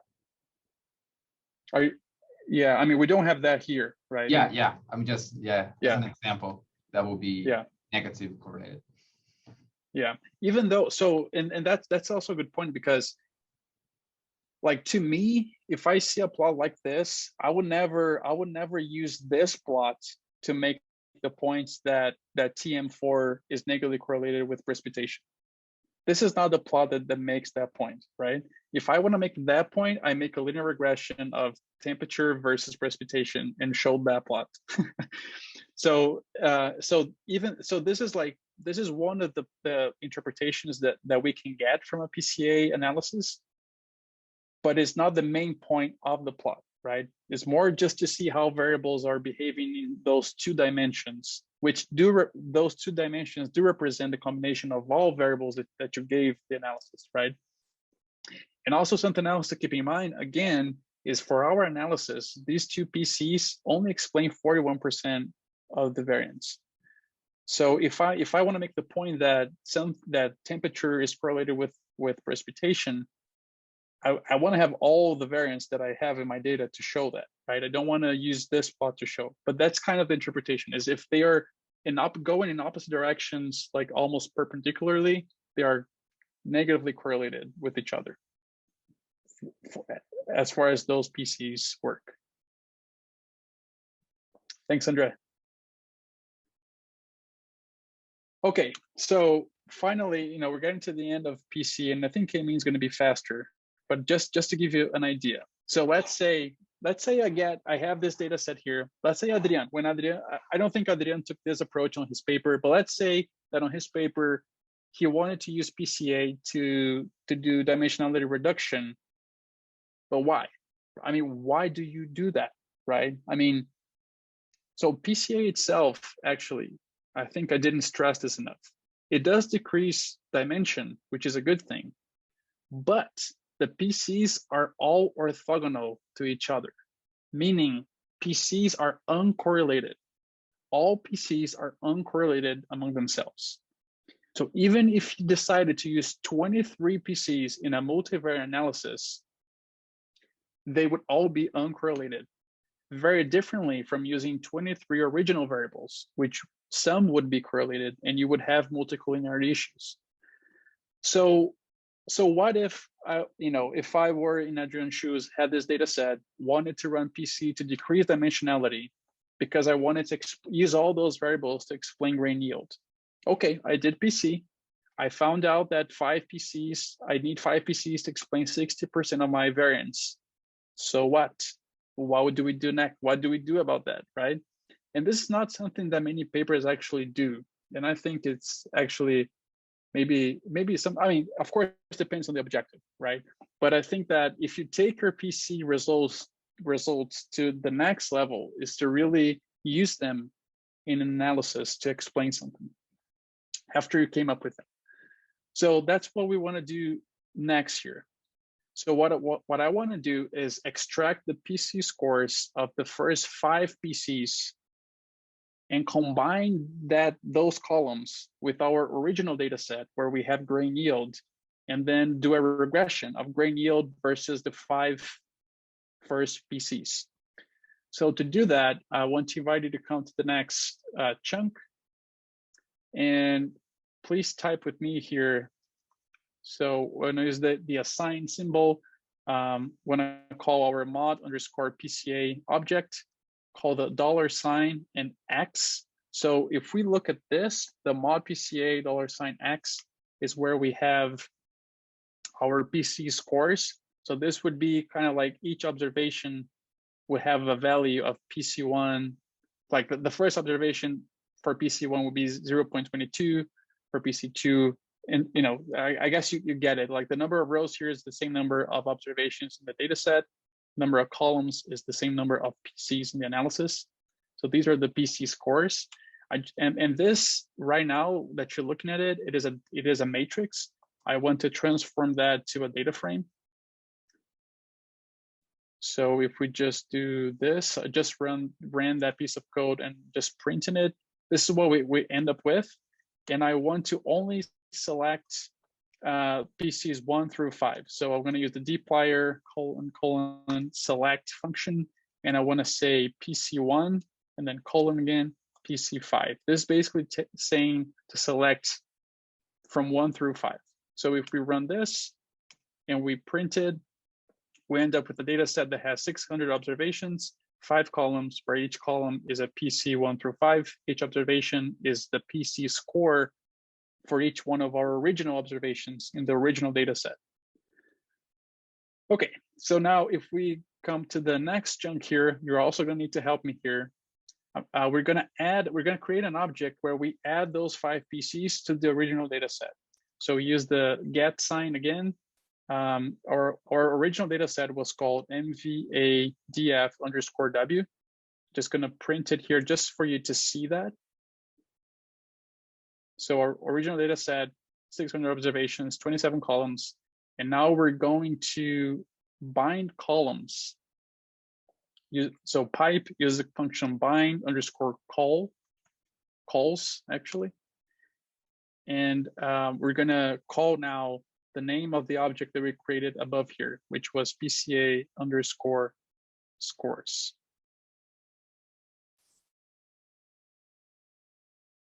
Okay, so if I'm gonna print it, you don't have to, I just wanna show you what happened now. This new object, it has still 600 observations, but now has 32 columns because towards the end of it, now we have the PCs 1 through 5 scores.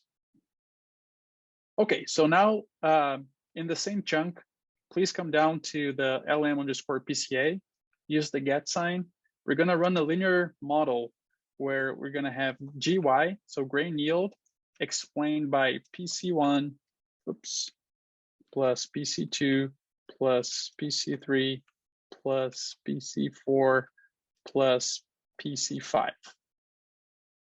And then I'm just gonna say data equals that we just created up there.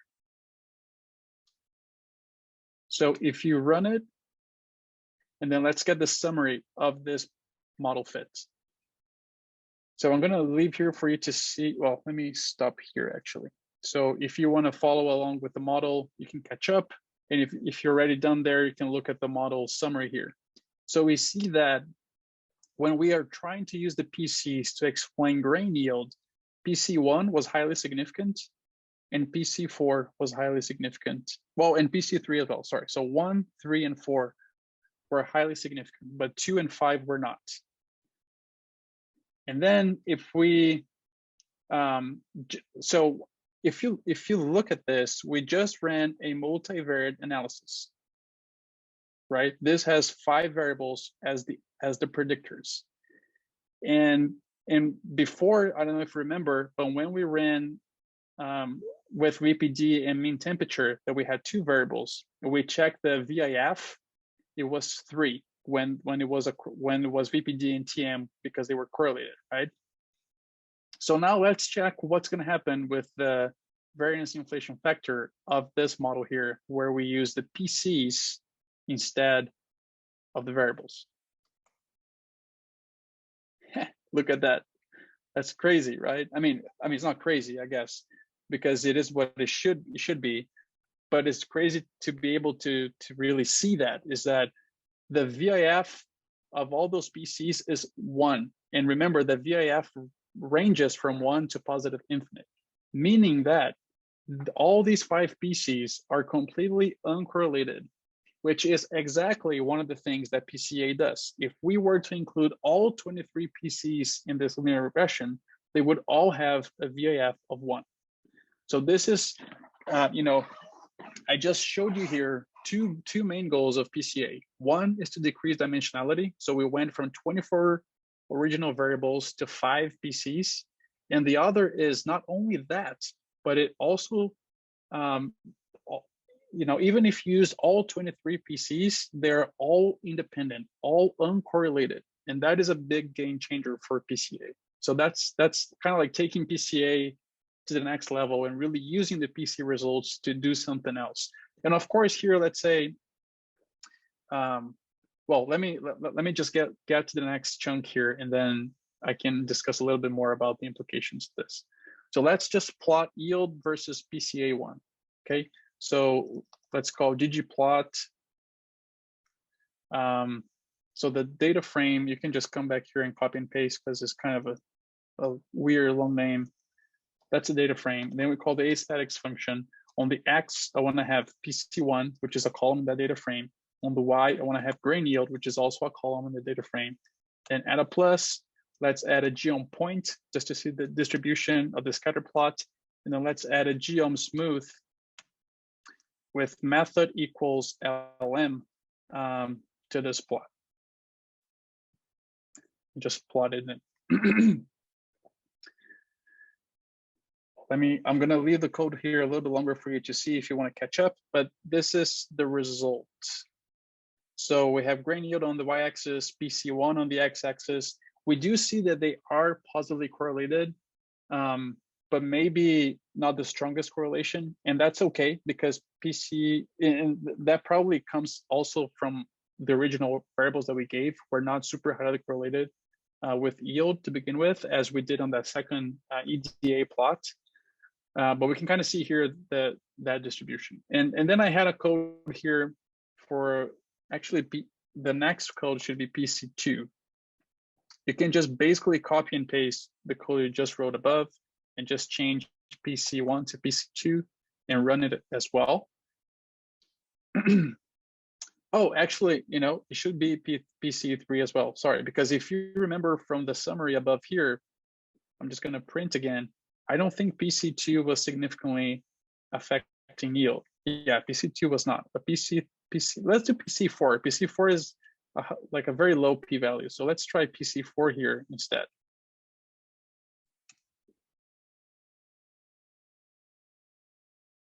Yeah, I mean, we see there's correlation. There's probably some outliers as well, but so this is kind of, what would be like to take your PCA results to the next level is then use those PCs into a linear regression or perhaps ANOVA, and then trying to use them to explain something else like grain yield in a lower dimensional space than it would be to use all the original variables.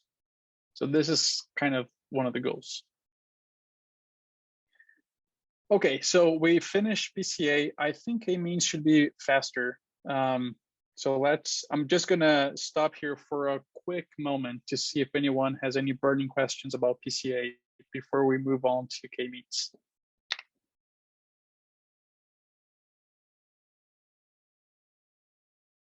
Okay, I think that's enough time. If you have questions, you can still go ahead and post on the chat and I'll take a look at them later. All right, so what is k-means, right? K-means is an algorithm that is gonna partition all of the variables that you give it into a number of groups that is called k, and that's why the algorithm is called k-means. However, k is something that you define. You as the user tell it, look, take all this data that I'm giving you, all this soil and weather data, and create 2 groups, or perhaps 3, or perhaps 100.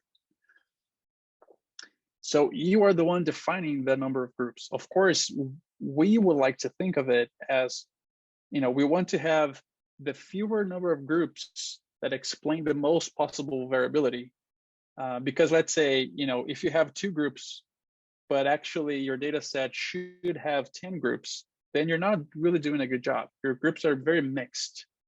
However, if your data set, if it should have 2 groups, actually the nature of it should have 2 groups, but you're telling to give 10, then you're really creating groups that are addressing more noise in the data than just the overall trend. And that's also not useful, right? Because we really want to come up with groups that make sense. And I guess one example to think about this is imagine the following scenario. You have a field study and you have 2 treatments, let's say with and without fertilizer, and you are measuring grain yield. And then I go to the field, collect this data, type into the computer for you. So you have all the treatments and grain yield data. But then something happens and accidentally the column where you had the treatment information, so with and without fertilizer, is lost. You don't have that column anymore. And then I say, look, I'm sorry, this experiment was last year. We don't have the field data anymore. We don't have a way to recover which observations came from what group of treatment. You could potentially use k-means to figure that out. You could use k-means and say, find 2 groups here. And hopefully k-means would be able to at least for some of those observations, give you a very good idea if this observation came from a group that was low yielding or high yielding, and then you could assign that to treatment, for example. Of course, this is a very hypothetical example that should really never happen, right? Because you really don't want to lose the treatment information on your Excel files. But it's just kind of to think about it, like you know you have 2 groups out there, with and without fertilizer. You just don't know what observation is coming from what group, and you want to find that out just using the grain yield data. You know, that's kind of the rationale behind clustering overall, and k-means in this case.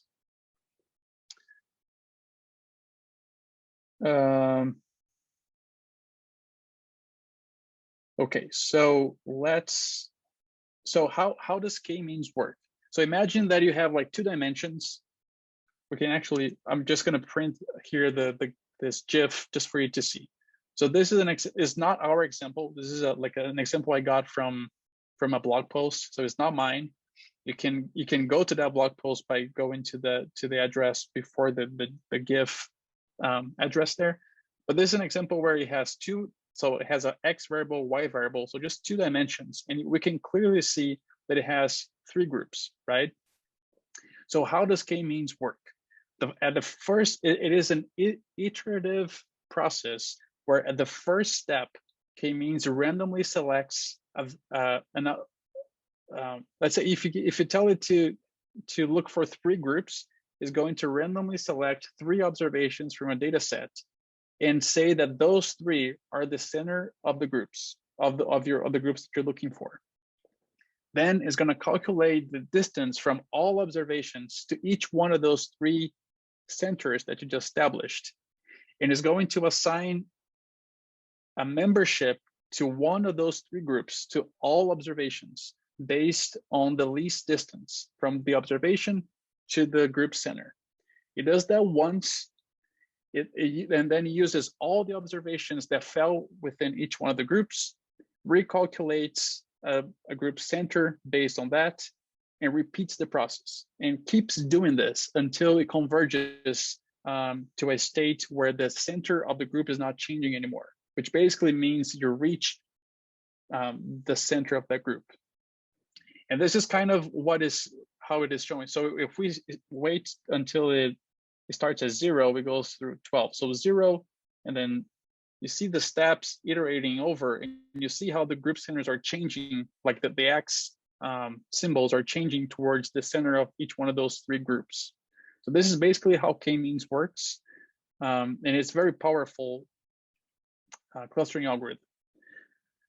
So in a nutshell here, k-means is used for clustering. It is an unsupervised analysis because it has no outcome. All the variables are on the right side of the tilde. Only takes numerical predictors. I guess I'm missing here. Only takes predictors, and they have to be numerical as well. Okay, so k-means is highly used, very popular algorithm, but it's not the silver bullet for everything. K-means works very well with circular clusters like this, right? Like we're seeing here. However, it can fail miserably with some other occasions. So I just want to show you here. This is also not for me. This is towards a data science blog post where they're just comparing here. So each data set, all these data sets that we're looking at are fake data sets in the sense that people created those data sets and applied different clustering algorithms to them to see how well they would perform. So the first column here, they call mini batch k-means, but it's basically k-means, right? So let's just first look at this first column of plots. So we see that when we have circular clusters, like in this case, and especially in this case here, k-means did a very good job, right? However, if we look at the first example here, where clearly the clusters are the inner circle is one cluster and the outer circle is another cluster, k-means is split right through them. So it did a poor job in that case because the data was shaped in a way that k-means doesn't really handle well. So in those cases, there are other algorithms that do a better job. So DB scan is one of them. You know, there are others here, but this overall is just to illustrate that different clustering algorithms have different properties, and never one of them will always be the silver bullet, right? There's always pros and cons to each one of them. And it's the same, you know, this is actually the same for any multivariate analysis, actually, right? There's nothing that is the best for every data set. So just for you to keep that in mind. Okay. So k-means does not normalize the data for us like PCA was doing. So we're gonna have to do that step ourselves. Let's see here. Yeah, so I left you the code here to do that. So it's basically taking that data set with only numerical variables, which is the same that we enter with on the PCA algorithm, and it's just scaling them. So scale, in this case, the scale is taking the mean and taking and dividing by the standard deviation of each one of the variables. And if we just print this now, which is the scaled one, we see, or the normalized one, we see that the values have actually changed for all the variables. Okay, so now that we have our scaled variables for k-means, let's run the k-means algorithm. So the function is called k-means, very intuitive. We're gonna give it the data set that we just created above, so with the normalized data. And you know, as I was telling you, the k-means algorithm needs you to give it how many clusters you want. Okay, so you know, maybe, I don't know, does anybody wanna shout out or maybe type out in the chat a number that we can use here just for our initial exploration?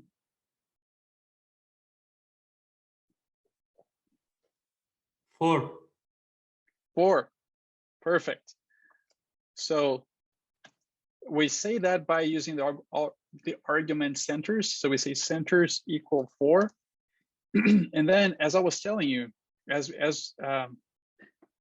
is something that k-means does is the initial. So let's say we say 4 centers.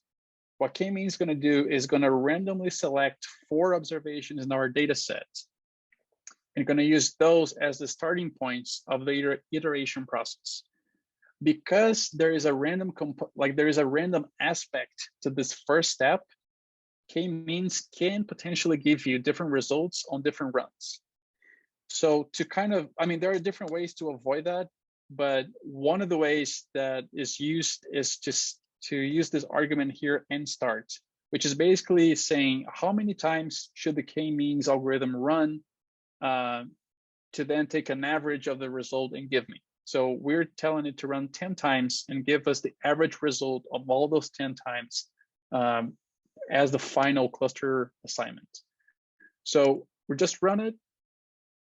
I mean, it runs very quickly. And then if we just print it, the output we get is, so k-means clustering with 4 clusters, and then gives you how many observations fell within each one of the clusters. And then for each one of the variables that we gave the algorithm, here are the center of each one of the clusters for each one of the variables. Great. I mean, this is not super easy to interpret, right? I mean, you're looking at a whole bunch of numbers and they've been normalized, which makes it even harder to really understand what's going on. So we're gonna actually have to play a little bit more with this model here. Okay, so one of the things is we pretty arbitrarily chose 4 centers, right? But there's actually a more objective way to choose the number of clusters. So we're gonna, I mean, you can, there's like, I don't know, more than 30 indices you can use to help you select the best number of clusters. There's even a package that can do that for you.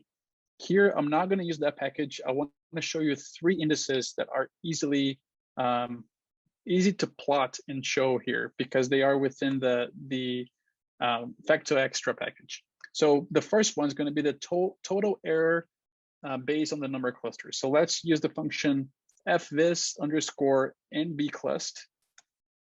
So the first thing you give it is actually, and kind of surprisingly, is not the k-means object fit, but it's the data set that you use on the k-means run.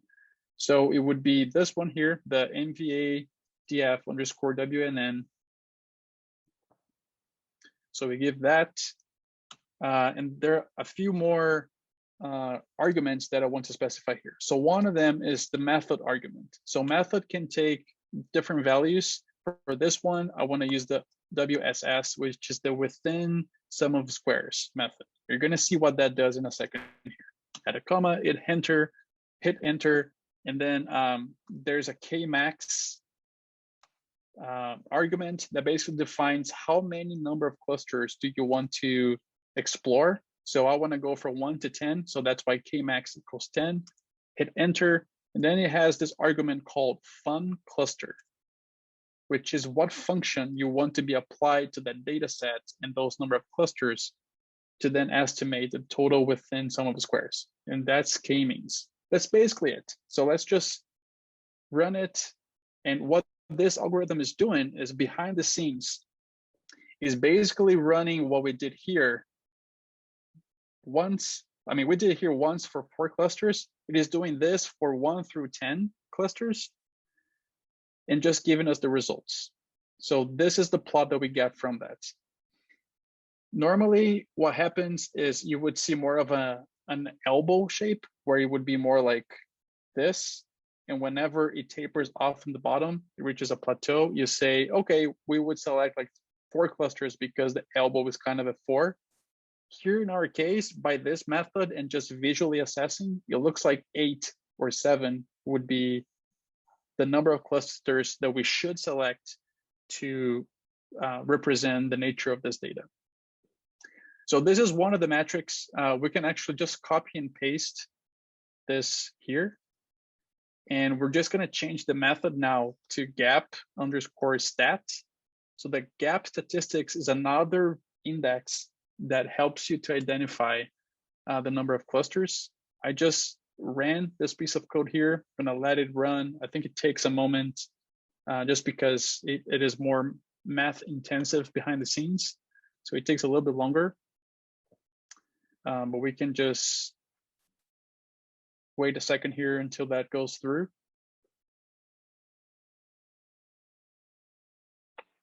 And I'm gonna take a sip of water as well.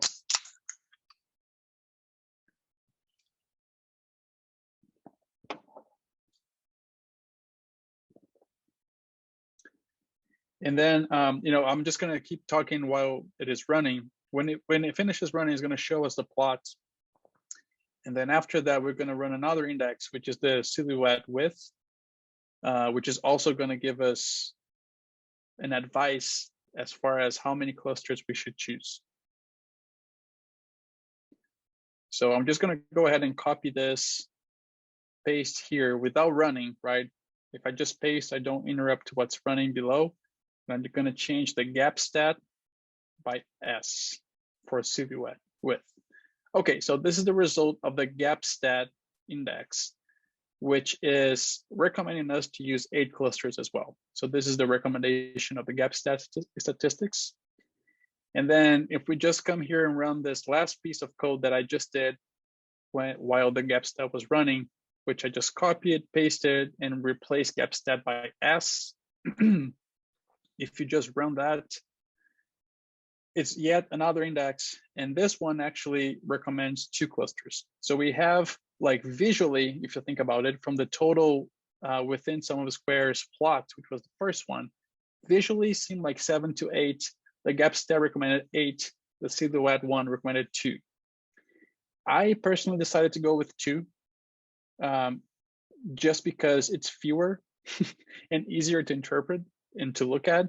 But if you want to, after this ends, if you want to go back to this code and change that to 8 and see how that trickles down to what we do below, feel free to do that as well. Okay, so based on this, I decided to go with 2. And so we can just run this code here, which is basically the same as we did the first time, but now we're seeing 2 centers based on the metrics above. We just print it again. It just gives us the center of the 2 clusters and then the assignment of each observation in our data set to be either 1 or 2. That's the membership of the clusters. Okay, so, we have even though we just have 2 clusters, but we have a whole bunch of cluster centers for each one of the variables. I mean, how do we really visualize this, right? How can you make sense? Okay, you have 2 clusters, but how do you see them? How do you know what is what?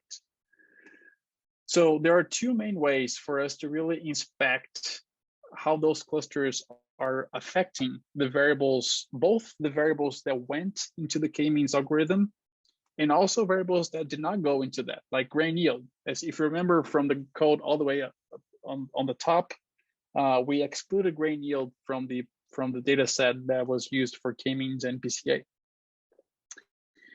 So one of the ways would be to basically plot cluster on the x-axis, so cluster 1 and 2, and then each one of the variables on the y-axis, and have box plots of the distribution of these these variables, just for us to take a look at it. Another way of exploring the results of k-means would be to use a function that summarizes all those original variables into pretty small components and then plot those. So let's do both of them. So here's how the first one looks like. And I'm going to walk you through this a little bit in a second here. And just to let you know, we're almost in the end here, maybe 5-10 minutes more will be done, just so you know. Okay, so this is the plot. We see we have the cluster. So on the x-axis, we have cluster 1 and 2. And then each one of the panels is one of the variables that we used. And also grain yield, which is, let's see, where is grain yield? Right there, right? So we see now how these different variables behaved across those 2 different clusters. And, if we really wanted, and this is something that I normally do with when I run any clustering algorithm, is not only run these box plots, but actually run those ANOVAs, right? So run the ANOVA, like variable explained by cluster. For example, clay, which would be the first analysis here, clay explained by cluster in a LM function, and actually be able to extract the means and comparisons between cluster 1 and 2 for a given variable. So you would be able to actually say, let's say, for example, one here that looks more distinct, perhaps silt. It looks like it is possible that if we ran a statistical analysis, silt was higher in cluster 1 than cluster 2 significantly. Perhaps, right? But we only know if we run it, which I didn't here. But that's kind of how you could actually add meaning to those clusters, even though they by themselves don't have meaning. Okay, so the last thing that I have for you is another way of exploring these clusters. So again, the package factoextra has one function that can help us here. So it is called fvis_cluster. And then we give it first the name of the k-means model, which was mod_km2, which was the one with only 2 centers, the one that we selected. And we also give it our original data that went into the k-means algorithm, which I'm just going to go back up here. Let's see. I just want to copy and paste again, which was this one here, and come all the way down here. And check this out. This is super cool. So it's cool, and it may be a little bit confusing at a first glance, right? Because if you first look at it, it's almost like it's the PCA plot. And in fact, it is the PCA plot. So what this function fvis cluster did, notice that we did not provide the PCA model fit to the fvis cluster. We just gave the k-means fit, and we gave the data set. So behind the scenes, this function ran PCA, calculated the PCA scores for us. It plotted PCA 1 on the X, PCA 2 on the Y, and then it grouped those scores by the cluster coming from k-means. So this is another summarized, dimension reduced way of looking at your k-mean results. And it's very clear, right? If we just look at this, it's very, very clear that k-means did a great job separating these two groups between PC1 and 2. And if you remember, I'm gonna go up here. You don't have to, because I don't want you to get lost in your code. Somewhere here, right? It's right here. Look, these are, so this is basically the same PCA, but we're making clusters based on the fungicide effect or the fungicide treatment. Terrible clusters, right? They're all overlapping. I mean, what can you really use here? And also remember that fungicide was not a group that came from an algorithm like k-means. It came from your study, right? It's not something you can really change the group. It is what it is. However, k-means really went into the data and was able to find these very distinct groups that did not exist before. You did not have a column in your original data set that could split the data so well like k-means is giving you here, right? So this is really interesting of how it is happening. Okay, so I know that we are just past the hour, so I'm gonna propose an exercise. I'm not gonna expect you to do now, and even if you don't want to do never, I mean, it's really up to you, right? But if you're curious enough and you would like to see how this final plot would look like if you had 8 clusters instead of 2, which was another recommendation to have, feel free to do this exercise of going back to your code here. So on mod km2, just change this to 8 and keep running everything below here. And you're gonna get here and you'll be able to see how the 8 clusters are spread into your PCs. So that would be a fun exercise to do. And also just in closing here, a quick summary of what we went through. So we talked about when multivariate analysis can be used, when it should be used. We talked about multicollinearity, how that is a very important issue and a few ways of dealing with that. We went through using PCA for dimensionality reduction, and not only that, but also getting uncorrelated principal components that you can use afterwards in an ANOVA or regression setup. We use k-means to come up with clusters that did not exist originally in the data set, and that k-means was able to find them using the data and the algorithm, of course.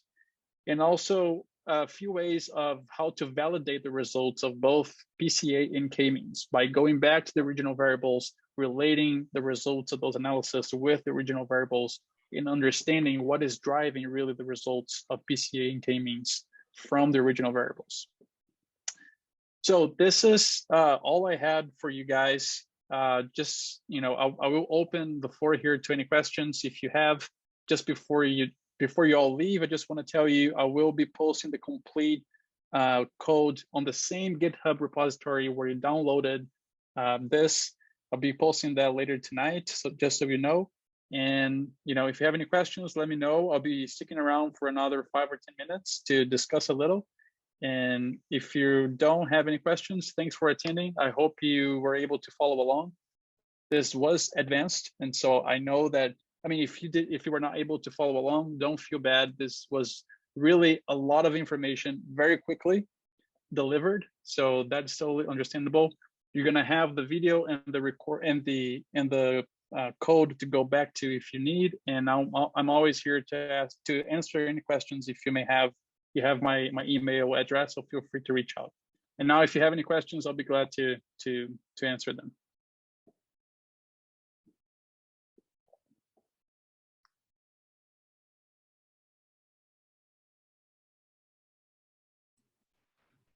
Hey, Leo, this is Andre. Hey, Andre. Man, it was a great presentation, great class, really didactic. Congrats, Thanks, man. It was really good. So let me ask you about now the dimensionality reducing using the k-means. So you clusterized it in 2 groups, and then you could potentially run a model predicting grand yield based in group 1 and in cluster 1 and 2. That would be the next step, the outcome, following up the cluster analysis? I mean, I get, you could, right? I mean, the way that I've been using any clustering algorithm really is more to, especially when you have so many variables, it's hard, even if you may have some idea of like, oh, I want to take, let's say, precipitation, temperature, take the mean, and then whatever is more than the mean, I'll say is high, like create groups of like high temperature, high precipitation, high temperature, low precipitation, and all the 4 combinations. Even if we think that we have some groupings like that we can force on the data, I think it's always better to use an algorithm to really tell you where the groups are. Because another approach, for example, that we use in our research is to use quantiles to split the data. So you say, I'm going to take 0 from 33rd, it's going to be the low yield, 33rd is 66 medium, and 66th to 100th going to be the high yield. You can do that, but who is to say that those are the correct splits in your data? Maybe your low yield is really like the 10th percentile only. So it's just like using an algorithm to really drive the cluster delineation I think is more powerful to really find those data-driven clusters, And so in my case, when I use k-means or any other clustering algorithm, I'm more looking for those hidden variables, for those hidden groupings that we don't have a column yet describing them. Mm-hmm. And then I use them to explain something else, right? So like yield environment is one that we use a lot in our group. So then you do relate those yield environment. So let's say you do run k-means on yield, for example, which is actually just one variable. So it wouldn't be multivariate, but it still can do that. You come up with different yield levels, yield groups. So you say k equals 3, and then you say whichever cluster is the lowest yield, that's low, that medium and high yielding environment. And now you want to understand what is driving those clusters. Then now you can bring other variables, perhaps just like we did here, right? And see, oh, so the yield, I see here that when I have an ANOVA that I have, for example, mean precipitation or cumulative precipitation explained by the clusters, I see that cluster 1, the low yielding cluster was really very low precipitation, like that it followed, right? Like the yield level clusters are following precipitation. So to me, I kind of stopped there, because even though you could use new data and use your k-means algorithm to predict where new data would fall within those clusters, you could do that if you wanted, but I haven't really done that. I more just use other variables to see how they describe the clusters, and I use an ANOVA approach to really have like pairwise comparisons and a statistical analysis of really seeing how those clusters are changing for different variables. I don't know if that really answered your question though.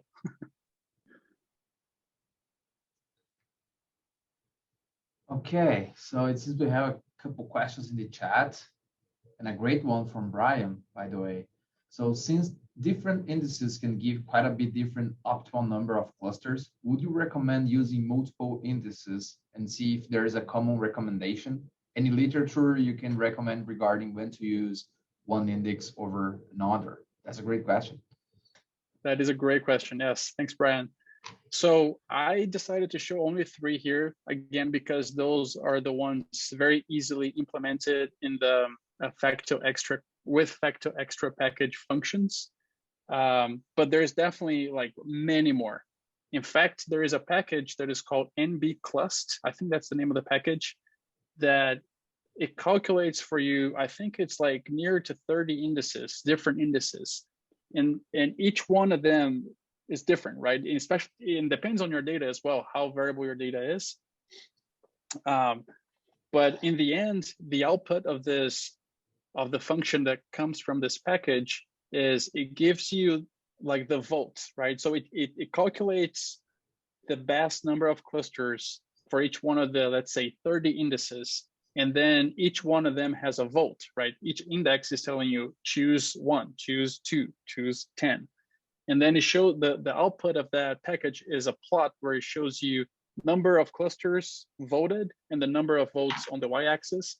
So it's very easy for you to see across 30 indices what was the most voted number of clusters to choose. So that is what I actually normally do.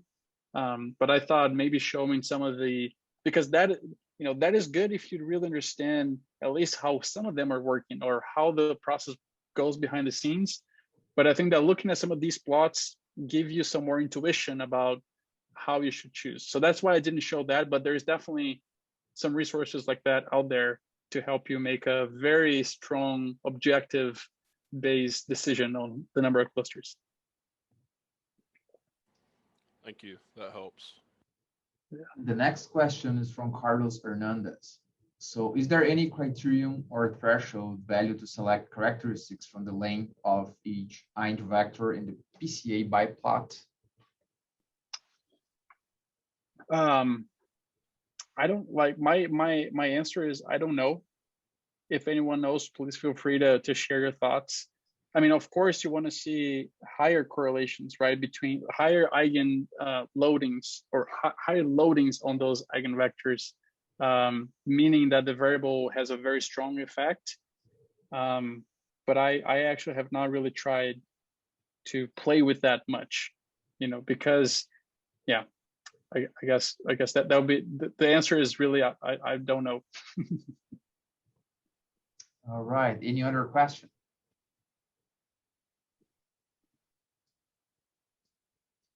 If we don't have another question, thank you, Leo, and thank you, everyone. We appreciate you being here, and be aware that a record version of this workshop will be available for you on the AGSA YouTube page. Thank you again, and we will see you tomorrow at 4 p.m.